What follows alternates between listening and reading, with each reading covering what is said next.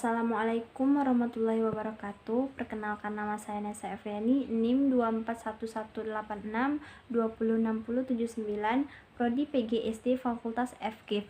Baiklah, di sini saya akan menjawab 5 pertanyaan dari Bapak Dr. Afwaluddin SPDI, MPDI.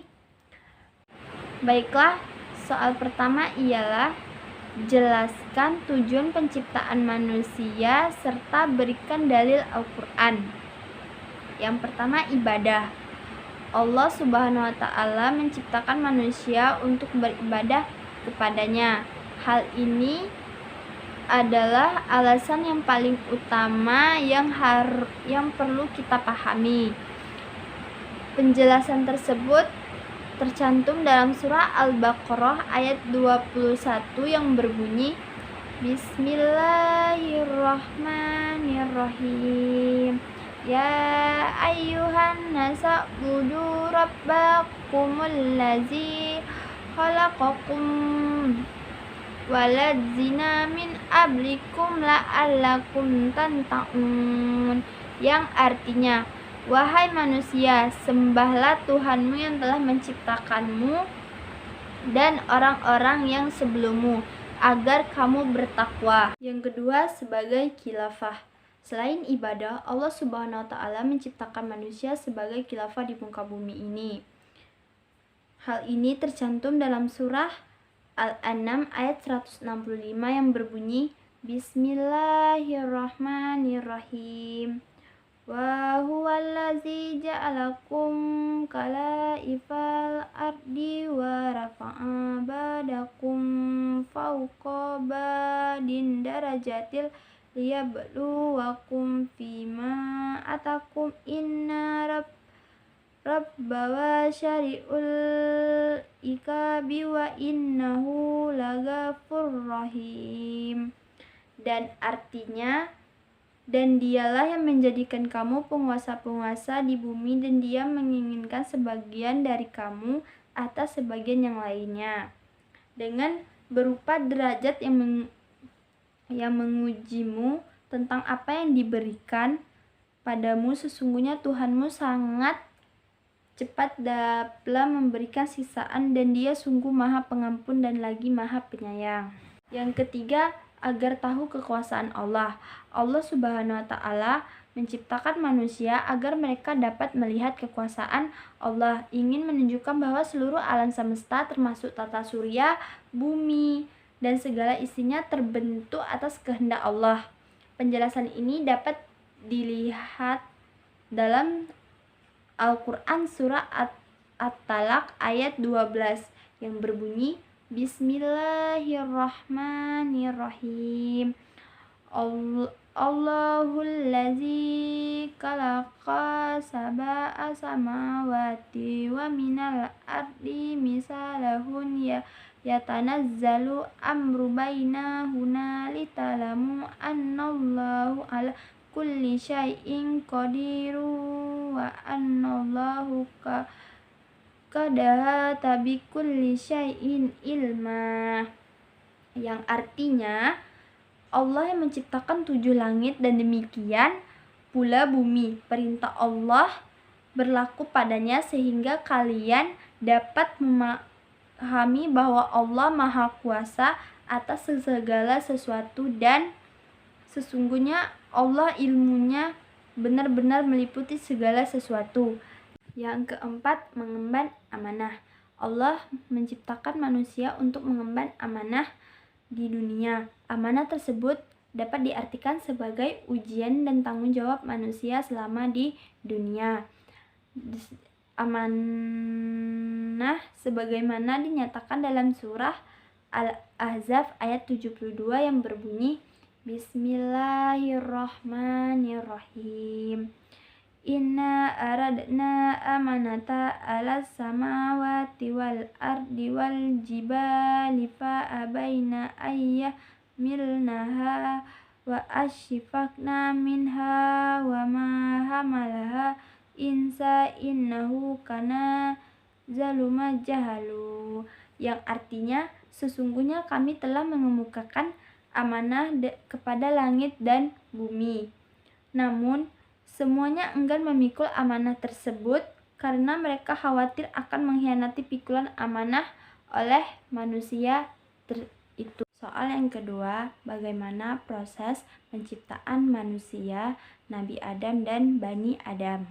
Dalam ajaran Islam, Nabi Adam diciptakan oleh Allah dari tanah liat yang kering dengan menggunakan tangannya. Tanah yang digunakan untuk menciptakan Nabi Adam memiliki berbagai warna seperti putih, merah, dan hitam. Allah meniupkan ruh ke dalam tubuh Nabi Adam. Ruh masuk secara perlahan dari kepala sehingga otak berfungsi dan urat-urat saraf tersusun sempurna. Setelah ruh masuk ke kepala, ruh terus masuk ke bagian tubuh lain seperti mata, hidung, dada, dan perut. Allah memperkenalkan Nabi Adam kepada para malaikat untuk mengatakan bahwa Nabi Adam akan menjadi khalifah di bumi. Ada beberapa proses penciptaan Nabi Adam. Yang pertama, fase turab, 2 fase tin, 3 fase hama, 4 fase salsat kalfakhor. Soal ketiga, uraikan contoh perdebatan antara otak dan hati. Bagaimana Anda mengambil sikap? Jawabannya, perdebatan antara otak dan hati seringkali terjadi dalam pengambilan keputusan. Otak berfungsi untuk berpikir logis dan rasional, mengingatkan kita tentang risiko dan tanggung jawab. Sebaliknya, hati mendorong kita untuk mengikuti perasaan. Dalam pengambilan sikap, pentingnya keseimbangan antara otak dan hati. Contohnya, saat kita dalam mengambil keputusan cukup besar, maka terjadilah perdebatan antara otak dan hati, di mana otak yang mendorong kita untuk mengambil keputusan tersebut, tetapi hati yang mendorong kita untuk tidak mengikuti perasaan tersebut. Oleh karena itu, dalam pengambilan sikap ini, maka pentingnya untuk menemukan keseimbangan antara hati dan otak, mendengarkan suara hati, dan tetap mempertimbangkan logika otak. Soal yang keempat, sebutkan sumber-sumber ajaran Islam dan berikan contoh. Yang pertama, Al-Quran. Kitab suci Islam merupakan wahyu Allah kepada Nabi Muhammad SAW melalui malaikat Jibril. Al-Quran berisi pedoman moral, etika, hukum, dan ajaran Islam. Contohnya seperti sholat, membaca Al-Quran, dan mengamalkan ajaran moral dan etika. Contohnya mengamalkan ajaran moral dan etika, sholat, dan membaca Al-Quran. Yang kedua, hadis. Hadis adalah segala sesuatu yang disandarkan kepada Nabi Muhammad SAW berupa perkataan, perbuatan, persetujuan, atau sifat. Contohnya, beribadalah kepada Allah dengan sempurna, jangan syirik, dirikan sholat, tunaikan zakat, dan jalin silaturahmi kepada orang tua dan saudara. 3. Ijma' adalah kesepakatan para mujtahid muslim mengenai hukum syariah pada suatu masa tertentu setelah Rasulullah wafat. Contohnya, kesepakatan para ulama dan mujtahid atas diharamkannya minyak babi. Yang kedua, menghasilkan kesepakatan berupaya membukukan Al-Quran yang dilakukan pada masa kepemimpinan Abu Bakar As-Siddiq. Yang keempat, kias. Kias adalah metode untuk menetapkan hukum Islam dengan menyamakan suatu peristiwa yang belum ada sumber hukumnya dengan peristiwa yang sudah ada sumber hukumnya. Contohnya, kias sahabah, yaitu mengkiaskan tindakan mengusap kepala anak berulang-ulang dengan menyapu lantai. Yang kedua, kias jail, yaitu larangan menyakiti orang tua dengan perkataan kasar. Yang ketiga, kias adna, yaitu kandungan yang membuat mabuk di dalam minuman keras seperti bir. Setelah pertanyaan yang kelima, uraikan bagaimana Anda memahami lafaz 2 kalimat syahadat. Jawabannya, dua kalimat syahadat merupakan pernyataan imam yang sangat penting dalam agama Islam. Lafaz ini merupakan fondasi bagi semua muslim dan merupakan langkah pertama dalam Islam. Berikut adalah penjelasan masing-masing kalimat syahadat. Lafaz pertama, asyhadu alla ilaha illallah. Kalimat ini berarti saya bersaksi bahwa tiada Tuhan selain Allah.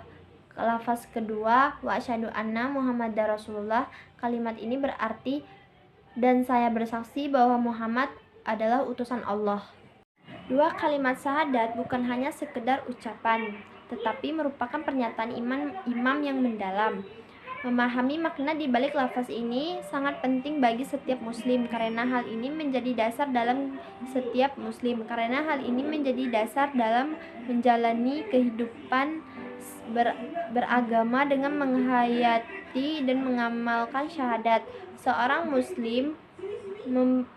muslim dapat memperkuat hubungannya dengan Allah dan mengikuti jejak Nabi Muhammad dalam kehidupan sehari-hari.